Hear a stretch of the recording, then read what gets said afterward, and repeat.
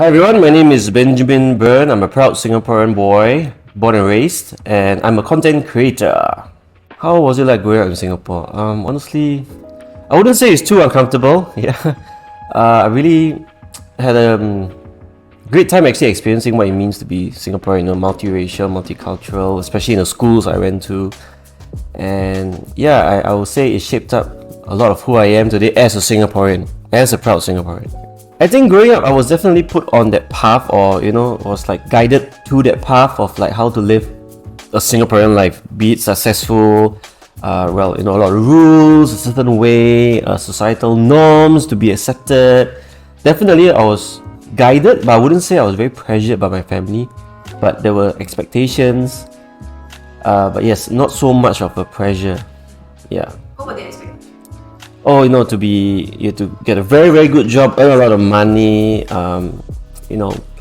get a family by a certain age, married by a certain age, something like the 5 C's, right? Basically, and yeah, so those were like the expectations. I think there came a point in time when I was 15, 16 years old when it just hit me that I didn't want a simple life that everyone was leading. Yeah, I think for the longest time since I was very young, I've always thought about being different. Like, I don't like to do what everyone does. Yeah, so that kind of like became stronger the older I got. And yeah, so in my teenage years when I was like figuring out what I want to do in life, there was this like, everyone wants to be a doctor, lawyer, businessman, but no, I feel something else, like in the creative arts. So when I went to Polytechnic after secondary school, I decided to choose a course related to media, so I can like have my first dip into like the media world and the creative world. And yeah, so that was the opportunity for me in Polytechnic to like try out video editing or start making videos for the first time and let my creative storytelling flow. And yeah, that kind of began my creative journey. I realized that I was always mentally telling myself I'm gonna get judgment from peers and family, and I just told myself to always stand my ground.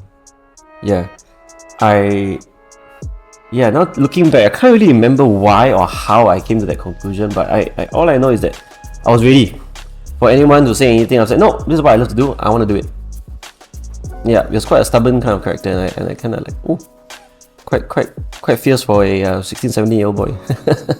I think it came from a very young age. Like I've seen my parents and how they built their life and everything, right? Like how my dad, he overcomes a lot of things. He works and lives in Thailand and he speaks Thai, right? And during his time to do that, to move to Thailand in like the 1990s was a big thing. Like a lot of Singaporeans didn't dare, and so my dad nope, he's going to try. And also my mom always said like, hey, no one's going to help you except yourself. And I guess growing up hearing those things kind of like imprinted in me a bit of like this stubbornness, I would say. So that even when I made a decision, I'm like, no, this is my decision, because no one else is really going to support me, right? So I support myself first. So I mean, of course, when I first started when I first realized that I really wanted to do filmmaking, acting and whatnot, and I first started pursuing it, so I went to LaSalle, I did filmmaking. I mean, there was always the questions along the way of like, is this going to earn me money? The external questions, is this going to be a proper career path? Like, what is next after school? Because school is like, oh, there's nice little bubble you are studying, but after school, what next, right? I guess the challenges is more mental, internal, like, alright, you gotta be prepared that you may not be earning something or may not be finding a proper job on the way but I just told myself, okay, but I'm going to keep grinding until I find something. I'm going to keep grinding with whatever I have to eventually reach a stage where I know it's sustainable. And yeah, I mean, typical creative world challenges, right?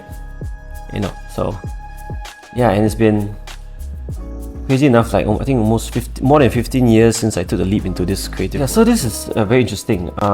Talking about breaking from the norms, right? So Asian guy or Chinese looking guy with an afro, with curly hair. Okay, curly hair is one thing, but growing out to such a big afro, right? When I went to Polytechnic, I told my mom, hey, I have to go to NS eventually. Why not I just have this opportunity to grow my hair out for fun? It's a phase in my life, right? I'm 17 years old. She was like, yeah, sure, why not? And I didn't know I have curly hair, because when my hair is short, it doesn't look curly, but only when it grows out a certain length of the curl. And can you imagine that slow process in school? Week after week, day after day, month after month, right? It starts to get bigger and bigger, and then people around me were like, "Whoa, what's happening?" Yeah, it was this slow process during the first year, and to be honest, I got more positive reactions than negative. Like, I think people were just amused, and I already had this, like, quirky, light-hearted, happy-go-lucky character, like who love to make people laugh. So it kind of added to my personality. It was like additional, like, because I guess the stereotype of clowns having froze, right? So it kind of like matches. And I realized that it's for me. I decided why I wanted to like rock with it is because it's my natural hair. So it's me, right? It's all me. It's genuinely me, and with my character. So hey, yeah, I just want to milk it. And like I said, 99.9% of the time, the reactions are positive from people. Yeah, actually many people ask, do people give you negative reactions? But people are like, nah, it's on me anyways, not on them. So I think now it's getting better. When I first started having this hair like 14, 15 years ago, people were like, haha, oh cool, interesting, because they look at me, young kid, right? Young kid, oh, just doing his thing, right? But as I grew older, people would be like, oh, for career-wise or work-wise, can he do that? Blah. Even when I first started 6 years, 7 years ago, my Smiling Afro company, etc., right? In the industry where I was trying to get gigs and everything, I faced a lot of like clients or agencies saying, no, this guy looks like a rebel. We're not looking for a rebel. We're looking for someone more clean cut. The clean cut Chinese look with who's an officer in the army, go to NUS, got a girlfriend already, married by 25 BTO. But weirdly enough, as the years went by, suddenly everyone was like, no, we want different. I feel that more clients or more brands now want to go like, no, we want to be different. Life is about being different. I don't know if you noticed, but even ads nowadays, they're all like about being vibrant and something else, about being who you are, as opposed to being like everyone else. So yeah, it's worked out for me so far. I mean, I'll say one thing that I realized, one thing that I know has kept me going is consistency. Yeah, that's the one word I'll use, consistency.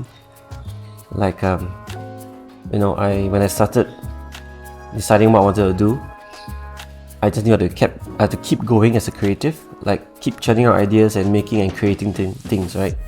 And that's where I get my energy from. Right? I feel like if I lose the consistency, that's when I will start losing even my belief and everything, right? Like, wait, what am I doing? And I think it's just a creative thing, yeah, for a creative person. So consistency is key to whatever I've been doing. For me, I define success is every morning when I wake up doing what I love and still able to do like my hobbies and things I love to do and go out with friends and family comfortably. Yeah, so my success is like a daily thing. Yeah, I do have to go long-term goals, short-term goals, right? But I like to celebrate the small wins. So every day, I'm doing what I love. Alright, thank you very much. Thank you very much, guys. Bye everyone, I'll see you around. You do you.